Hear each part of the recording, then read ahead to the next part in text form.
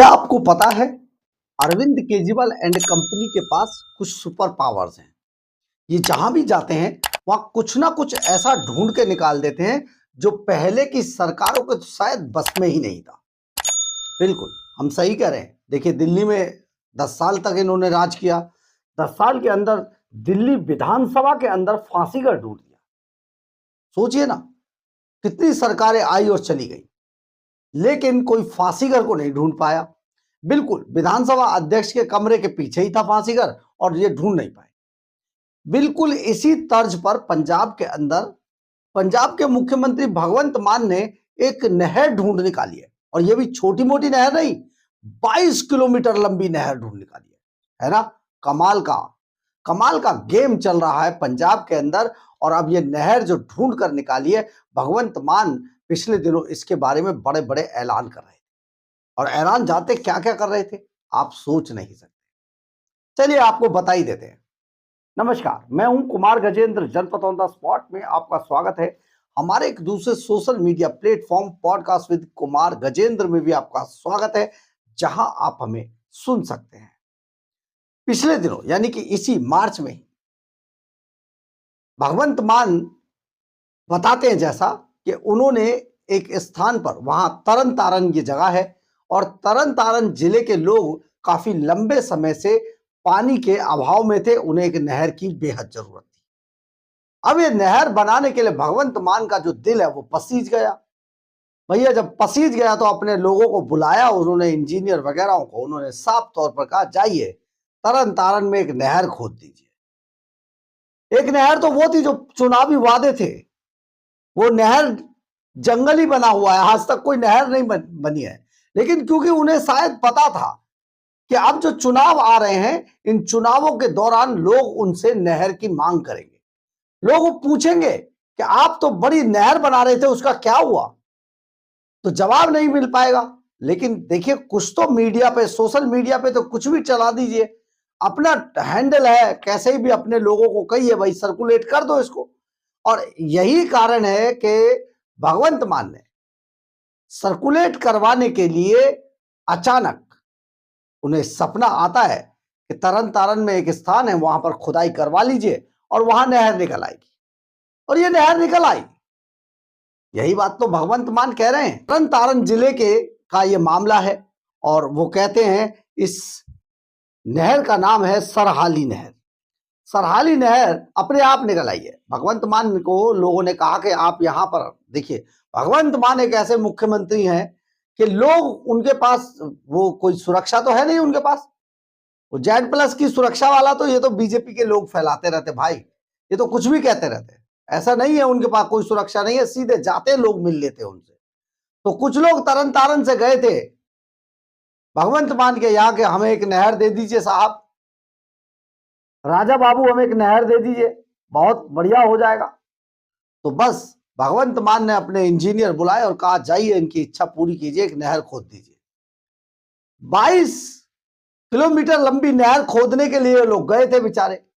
सोच के तो गए थे थोड़ी बहुत कम खोद देंगे या ज्यादा खोद देंगे, लेकिन जब वहां नहर खोदने लगे, आप सोचिए जरा, नहर खोदना कितना। पंजाब के अंदर भगवंत मान सरकार है ना, केजरीवाल की सरकार है, तो राम राज्य है, वहां तो बस जाइए कुछ भी हो जाएगा। अब इन्हें जो है एक सपना आ गया कि इस जगह पर नहर खोद दीजिए।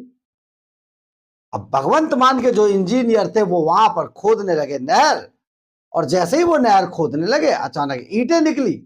उन्होंने देखा यहां तो पहले से ही नहर है और 22 किलोमीटर लंबी नहर निकल आई। इस नहर का नाम है सरहाली नहर। अब तो पंजाब में तरन तारण के लोग बस भगवंत मान को, अरविंद केजरीवाल को भगवान मान चुके हैं। आप देखिएगा जब चुनाव होंगे ना, तो मतलब कमाल ही हो जाएगा भाई साहब। ऐसे ऐसे झूठ दिल्ली के अंदर भी 2022 में अरविंद केजरीवाल एंड कंपनी के महामहिम एक विधानसभा अध्यक्ष थे, जिनकी राजनीति अब खत्म हो चुकी है, जो अब किसी लायक बचे नहीं है। और विधानसभा में जो ये कुकृत्य है, इन्हीं विधानसभा अध्यक्ष माननीय सम्माननीय रामनिवास गोयल जी ने जो ये कुकर्म किया था, ये कुकृत्य किया था, अरविंद केजरीवाल ने ये कुकृत्य उन रामनिवास गोयल पर ही डाल दिया है।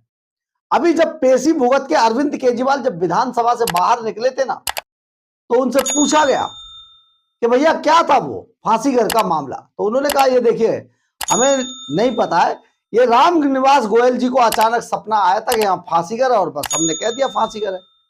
देखो हमारा तो इसमें कसूर नहीं है, जाइए पकड़ लीजिए रामनिवास गोयल को, क्योंकि रामनिवास गोयल की राजनीति तो अब हमने खत्म कर दी है। वहां से बहुत मोटा माल लेकर एक दूसरे साहब हैं उनको दे दिया टिकट, अब वो बन गए हैं। तो आप जरा सोचें कि रामनिवास गोयल की राजनीति अब खत्म हो चुकी है, लेकिन रामनिवास गोयल के ऊपर ये बदनुमा दाग लग चुका है कि भैया फांसी घर किसने बनाया दिल्ली विधानसभा के अंदर, और दिल्ली विधानसभा के अंदर फांसी घर का सपना आया रामनिवास गोयल को। उस सपने को कैश किया अरविंद केजरीवाल, मनीष सिसोदिया और राखी बिरलाल ने। बड़े बड़े अखबारों में करोड़ों रुपए के एडवर्टाइजमेंट दे दिए गए, करोड़ों रुपए फांसी घर बनाने में खर्च कर दिए गए। तो अब बिल्कुल इसी तर्ज पर पंजाब के अंदर सरहाली नहर बना दी गई है, जो भगवंत मान को सपना आया। भगवंत मान के पास पहले लोग पहुंचते हैं, अचानक बस जाते हैं, मिल लेते हैं सीएम साहब से। सीएम साहब तो बड़े मतलब मास्टर का बेटा है भाई, आम आदमी है, समझिए ना जरा।